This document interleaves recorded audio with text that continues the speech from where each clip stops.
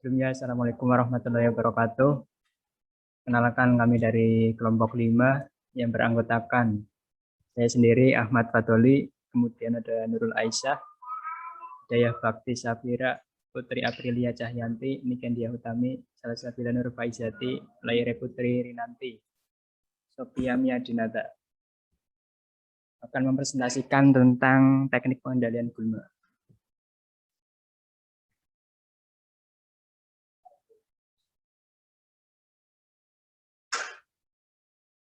Yang pertama ada macam-macam teknik pengendalian gulma. Pertama ada cara preventif, yang kedua ada biologis, yang ketiga ada fisik atau mekanis, yang keempat ada kimiawi.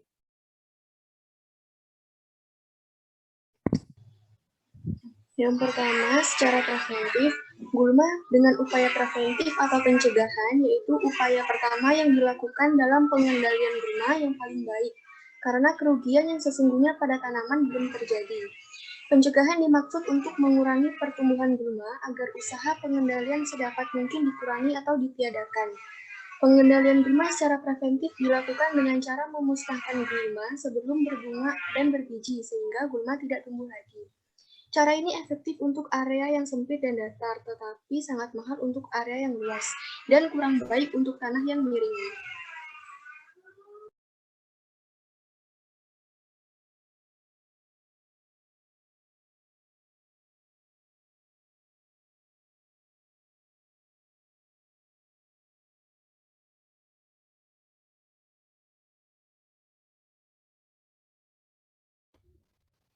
Pengendalian gulma secara preventif meliputi A. Peniadaan sumber invasi dan sanitasi.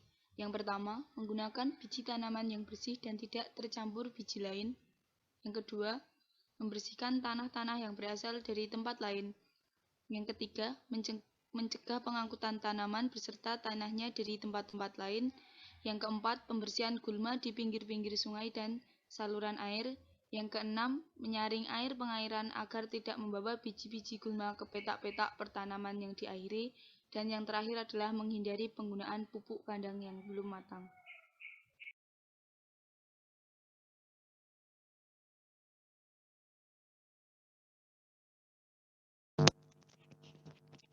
Yang kedua, karantina tumbuhan.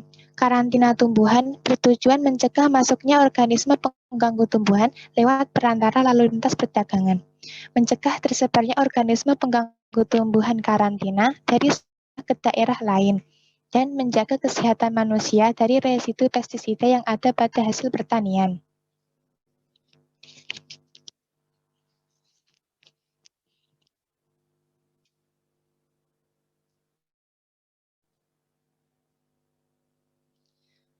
Kemudian, secara fisik atau mekanis. Pengendalian secara fisik atau mekanis dilakukan secara tradisional. Pengolahan tanah konvensional dilakukan dengan membajak, menyisir, dan meratakan tanah menggunakan tenaga ternak dan mesin.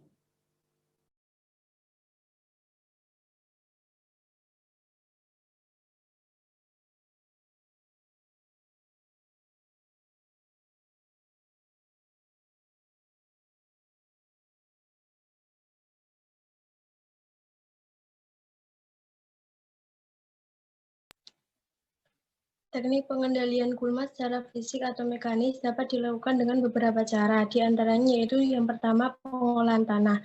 Menggunakan alat-alat seperti cangkul, garut, bajak, traktor yang berfungsi untuk memberantas gulma. Yang kedua yaitu pembebatan. Mematikan gulma dengan cara pemangkasan dan interval atau ulangan.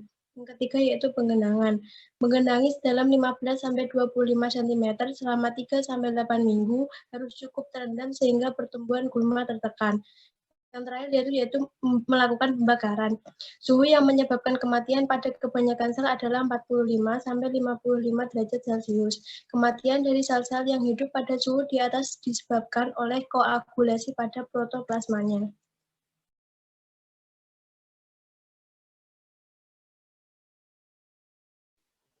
Cara-cara pengendalian gulma dengan fisik atau mekanis dapat dilakukan sebagai berikut. Yang pertama, mencabut gulma dengan tangan. Mencabut secara langsung gulma yang tumbuh di halaman, di seputar tanaman, dan di bendengan. Cara ini dilakukan pada tempat tumbuhnya gulma yang sulit untuk dijangkau alat pengendalian yang berukuran besar dan di daerah yang cukup banyak tenaga kerja. Yang kedua, penggunaan mulsa. Penggunaan mulsa untuk mencegah cahaya matahari tidak sampai ke gulma, sehingga gulma tidak dapat melakukan fotosintesis, akhirnya akan mati dan pertumbuhan yang baru atau perkecambahan dapat dicegah. Yang ketiga adalah mencangkul dan membajak gulma. Cara dicangkul atau dibajak untuk jenis gulma semusim dilakukan dengan pembajakan yang dangkal dan mengakibatkan kerusakan gulma pada bagian atas tanah. Pada jenis gulma 2 tahunan mengakibatkan kerusakan bagian atas dan mahkota gulma. Yang terakhir adalah memotong gulma dengan sabit.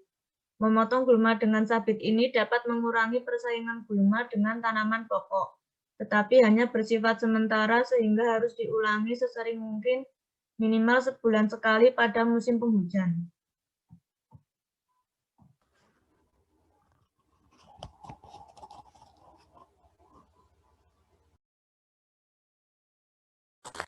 Selanjutnya ada cara pengendalian secara biologis, yaitu pengendalian gulma dengan cara biologi memanfaatkan serangga yang dapat menghambat pertumbuhan gulma. Untuk pengendalian gulma secara biologi ada beberapa syarat yang perlu dilakukan.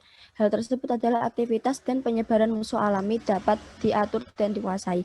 Harus monofag dan tidak terdapat inang alternatif yang berupa tanaman budidaya.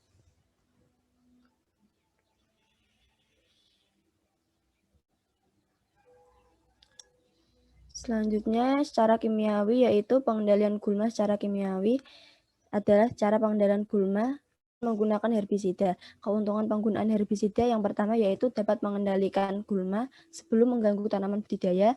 Selanjutnya dapat mencegah kerusakan perakaran tanaman yang dibudidayakan. Ada juga lebih efektif dalam membunuh gulma. Yang keempat, dalam dosis rendah dapat berperan sebagai hormon tumbuh. Kelima, dapat meningkatkan produksi tanaman budidaya dibandingkan dengan perlakuan pengendalian gulma dengan cara yang lain. Yang terakhir, ada penggunaan tenaga kerja yang sedikit dan menghemat.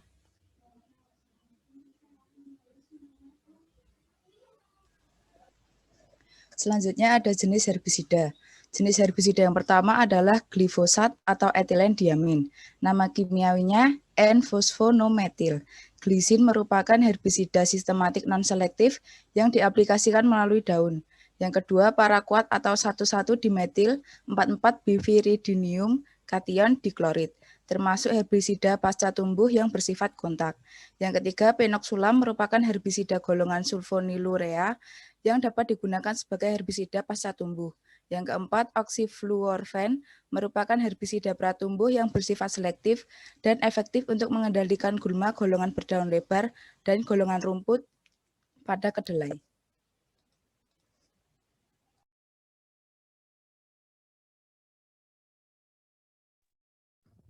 Sekian dari kelompok 5, kurang lebihnya mohon maaf. Wassalamualaikum warahmatullahi wabarakatuh.